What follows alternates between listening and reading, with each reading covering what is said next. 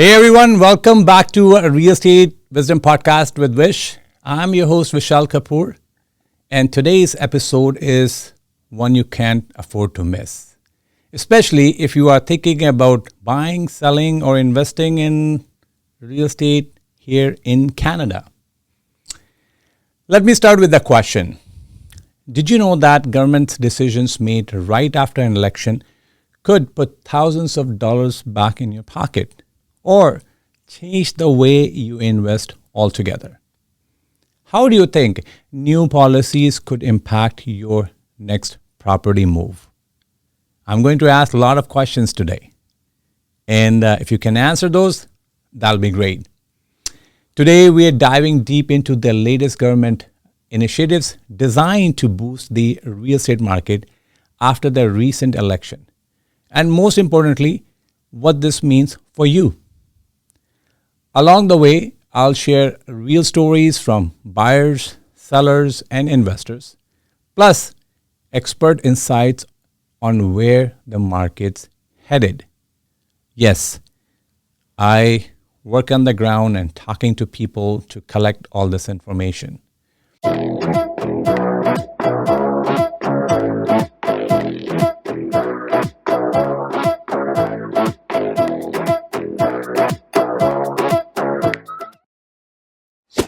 The dust has settled.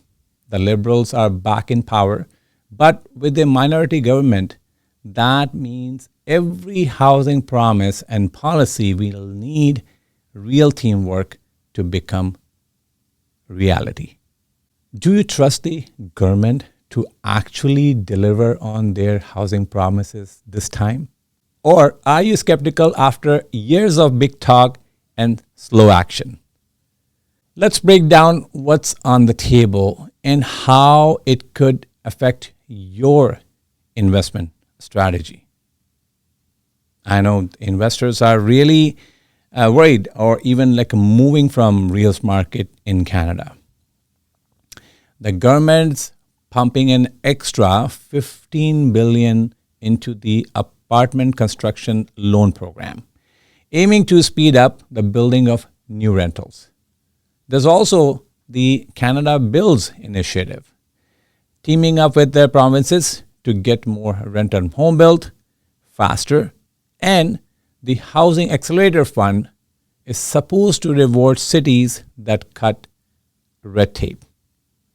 Is that will do any magic that municipalities started approving permits faster? Have you ever tried getting a permit in a big city?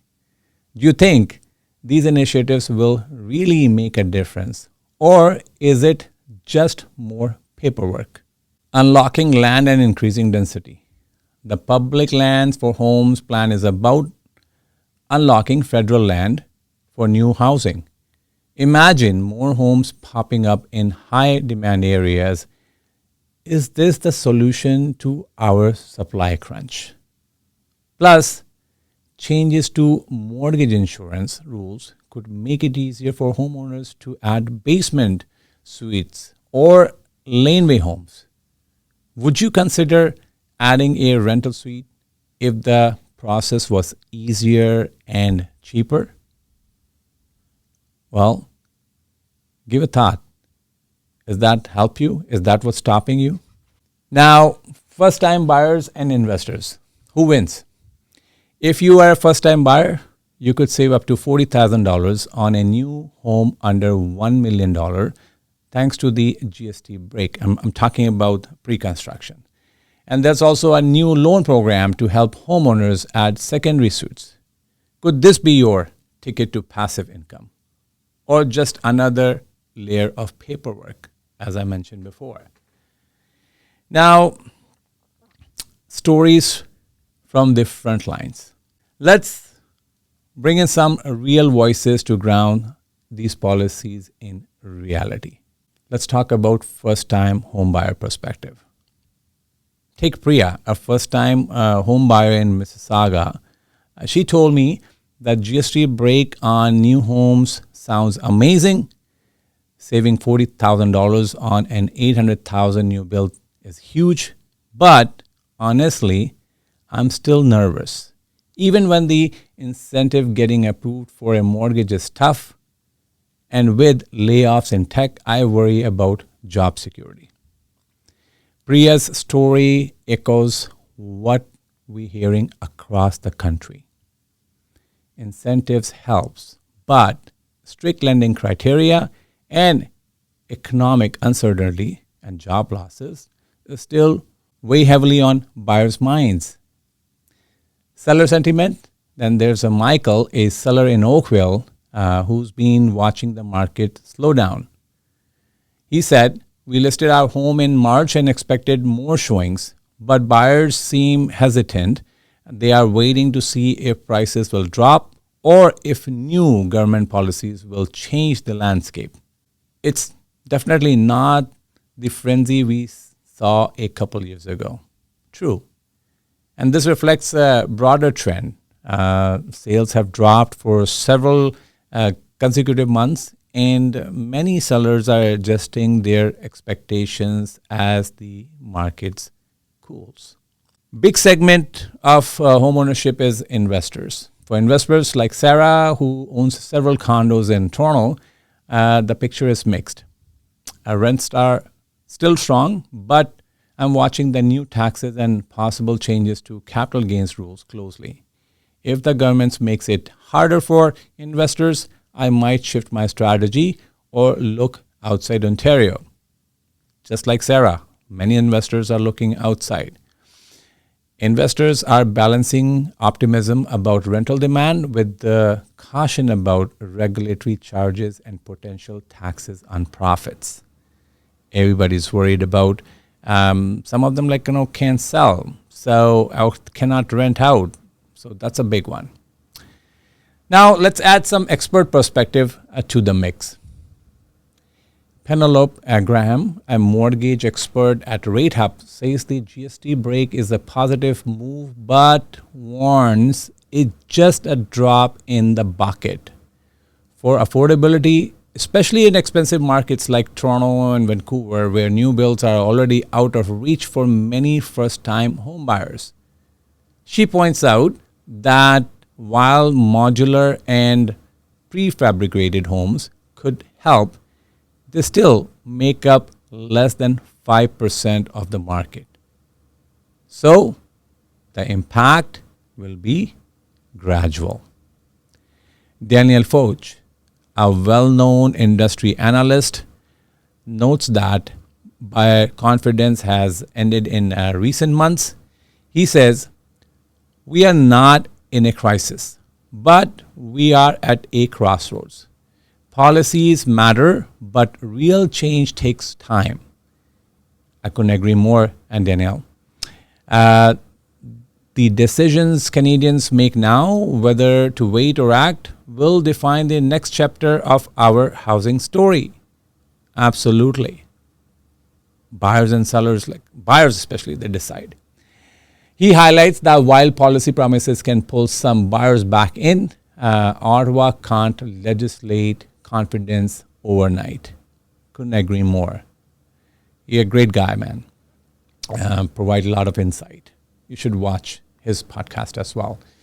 Valerie Penquin, chair of CREA's board of directors, points out that the market is highly regional and always been.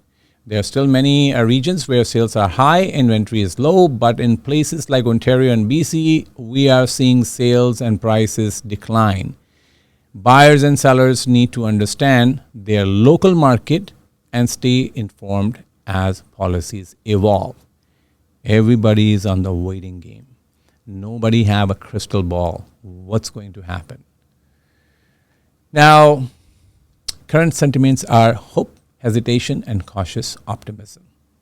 Buyers, many are hopeful about new incentives but remain cautious, waiting to see real change in affordability and inventory before jumping in. Sellers, adjusting to a slower market, some are choosing to wait while others are pricing more competitively. Investors, watching policy changes closely, especially around taxes and lending rules, and considering how to adapt their strategies. Now, What does this mean to you? Interest rates are finally starting to ease, and new lending rules are on the horizon. Are you waiting for rates to drop before making your move, or are you ready to jump in now? The government wants to double home construction, but how soon do you think will actually feel the impact? Will more supply really bring prices down, or will demand just keep outspacing everything? Rents are sky high, and new supply could help, but it won't happen overnight. If you're a landlord, are you worried about more competition, or do you see new opportunities? Now, let's be real. These are big promises, but there are still hurdles: construction cost, labor shortages, and slow municipal approvals. Do you think the government can overcome these challenges, or will we be having the same conversation next year? And what about potential changes to capital gain taxes and foreign ownership rules? Would stricter regulations make you rethink your investment strategy? Now, here are the final thoughts. So, what's your next step? Are you thinking about buying, selling, or investing in this year or the next year? What government initiative excites you the most or worries you the most? I'd love to hear your thoughts. Drop a comment and send me a message, or join the conversation on social media. And if you found today's episode helpful, don't forget to subscribe and share it with someone who's serious about real estate. Please, please, please. That's really help. And that way we can expand our podcast more. And I really need your help. I know a lot of people are watching, but they never subscribe. I'd love to hear from you. Well, until next time, keep investing wisely and keep asking questions. This is Vishal Kapoor signing off. Bye for now. Disclaimer: the information provided in this podcast is for informational purpose only and should not be considered as financial or investment advice. Consult with your professional before making any real estate decisions.